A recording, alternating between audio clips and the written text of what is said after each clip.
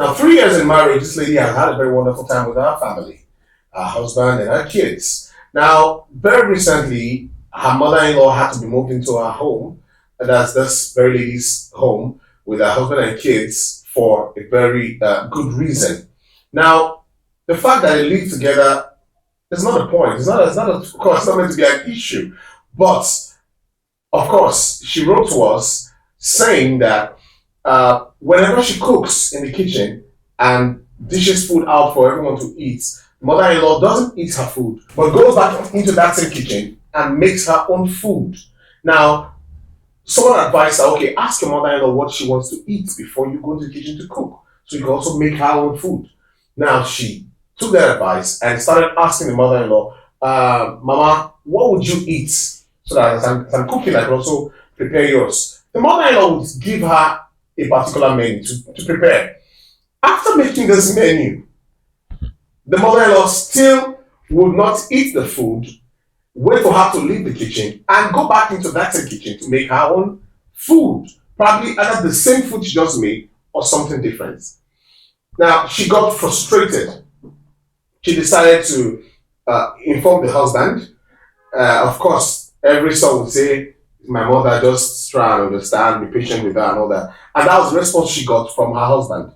She tried to lock the kitchen against the mother-in-law based on her level of experience and the cost commotion in the house. The husband ordered her to leave the kitchen open and not lock the kitchen against stopping the mother from accessing the kitchen. Now, that is not even all. That's not even all. Recently, she started finding out that by the time she leaves the kitchen and comes back, someone has poured water into her soup. Loads of water into the soup, changing the condition of the soup.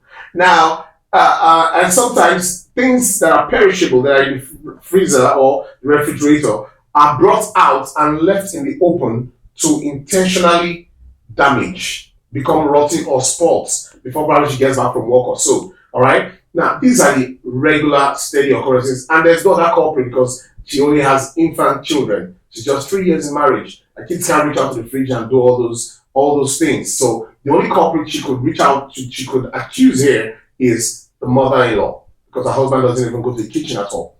Now, she's so frustrated that she has approached the husband without any solution. Now, the key point here, why she's even further frustrated, is that she found out lately that the mother-in-law says she will never eat the daughter-in-law's food, her food, because she cooks or prepares the food with charm, what Africans call juju, all right, cooks the food with charm, and the charm is what is responsible for her ability to control her son. So she doesn't want to eat the daughter-in-law's charm, so she wouldn't be under the spell of her daughter-in-law and be under the control or influence of the daughter-in-law. So there will never be a compromise in terms of eating or kitchen or that kind of relationship. Now, she's asking for your help. What do you think she should do? Should she blow things out of proportion? Because right now she's already having serious problems with her husband because she says she can't put up with this any longer. What's your best advice for her? It's up to you now in the comment section. Please do leave your comment and let's see how best she could approach this. I'll be right back.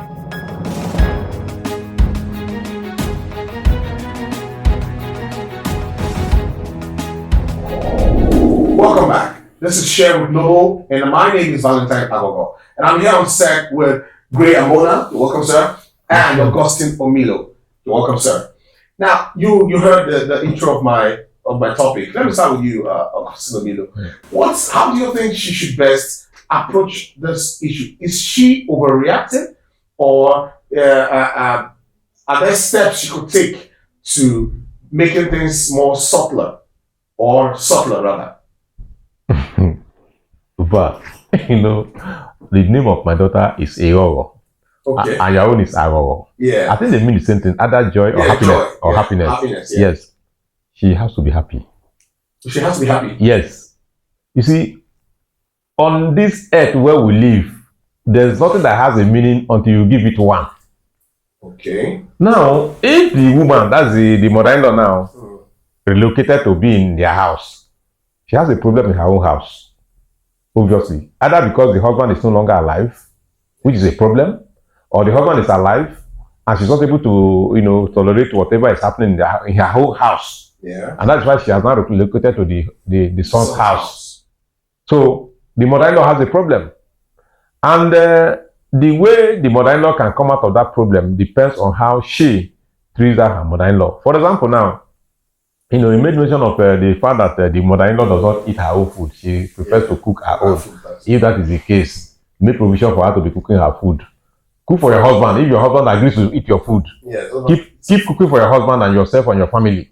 If the woman wants to be going to the kitchen to cook her food, let her go. But ensure that you make provision for that kind of arrangement. It may be tedious, it may be tasking, it may be difficult, but ensure that you do that and ignore her and concentrate on the fact that your husband is your husband and he loves you and you love him. Don't let your mother's attitude, your mother-in-law's attitude, to affect your relationship with your husband. If she's able to achieve that, at the fullness of time, I can assure you that woman will change, because there are some things that she's looking forward to. There are some things that she's expecting from that wife of her husband. of her son, that may not come to fruition, that may not happen. Yeah. And at that time, she will now realize that yes, of a truth, I'm actually wrongly accusing this woman, and she will change by herself. So don't bother yourself about what the woman is thinking about. And so, it's they say talk is cheap. So it's easier for us to talk from this angle than the person who's actually experiencing it. Yes. For her to go to the point where she's saying, that she's frustrated. Probably she's not giving us further details of what she's going through as a result of this estranged relationship with her mother-in-law that is now affecting her relationship with her husband. How would you advise she goes about this, especially the fact that not just really allowing the mother-in-law to cook, but the fact that she now discovers a lot of damages in the kitchen, like bringing out wasteful damage, and pouring water into a pot of soup, with damaging the condition of that soup and all that. So, how do you think you should approach this? The relationship between the indigenous African daughter-in-law and the composite mother-in-law is like relationship management in a polygamous home. Okay. Relationship management in a polygamous home, adduced at the level of the manager, that's the husband. Everything will end up in sheer hypocrisy. The truth is that in the indigenous African setting, polygamy has proved to be just paying lip service, to relationship management values. Because, like what Karl Marx said, the contradiction between the capitalist and the laborer is irreconcilable. We can only pretend to reconcile it. They are irreconcilable contradictions. So the contradiction between the indigenous African daughter-in-law and that of the mother-in-law is irreconcilable. The reason? The extended family system is homegrown. And then marriage in the modern African setting, is a kind of a Western engrafting on the fabric of the indigenous value system. The indigenous value system is about collectivism. All of us, let us share from a common pot. But marriage has taken a different turn. The reason? The practitioners of contemporary marital culture are educated by Western values. So they subscribe to nucleated values and pretending to subscribe to the extended family system. That is why you have the conflict theater, especially the one pitching the daughter-in-law and the mother-in-law. It is easier for the son-in-law to connect with the mother-in-law, with the mother of his wife, than for the daughter to connect. I lost my mother-in-law and we were pained by it. Anytime he was not around, I would tell him, I would say, "Where's Mama now?" You understand? Yeah. You see the geometry now. You see the psychological geometry. But the daughter-in-law and the mother-in-law, they are irreconcilable social factors because they embody contradictory values. The daughter-in-law, trained by Western education, or rather, kind of enlightened according to the values of the Western society, will find the mother-in-law an intruder. Then coming to the setting, the main theater we're talking about, those things you talked about missing in the refrigerator and put aside deliberately so that they will acquire decay, they were obviously caused by the mother-in-law. Leaving the home because you lost your husband, that does not mean that you should come and make trouble in the home of your son. Well, we believe so, but we don't really have that fact. Yes, even if, there must be a reason why she left. Even if we don't believe, okay, let's say, say we don't know why she left. Why she left, yes. Even if she left and maybe the husband is still there, that is not sufficient reason to cause mayhem in the home of your sons. That's why I say it is easier for the son-in-law to adapt, to a visiting mother-in-law than for a daughter-in-law to out of 10 cases, I always like to give statistical expression to contemporary sociological problems. Out of 10 cases, you have more frosty relationships involving mother-in-law and daughter-in-law. 8 out of 10. The other 2 cases where you have, harmony, they are rare. And in most cases, it must have involved the daughter-in-law enduring up to a point she became frustrated. So somehow harmony managed to set in. The African mother-in-law is usually possessive about her son. And in most cases, she does not want any kind of encroachment. In many cases, when the relationship starts or begins to start, the potential mother-in-law is usually touchy about a prospective daughter-in-law, finding one fault or the other. I went through that situation. So when I was blessed, so with the final choice, my mother, who was also very, very sometimes over careful to the point of being dictatorial. And I said, Mama, okay, choose. How do you? Immediately she was actually saying, thank God, I made the sign of the cross. Okay, the best thing, let's go to my elder sister because that's the final adjudication court.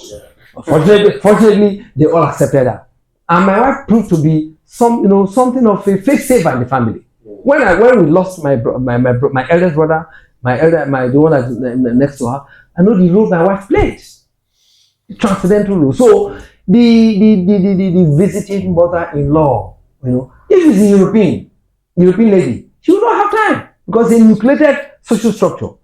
Leave my son to his marriage. I will not, intrude.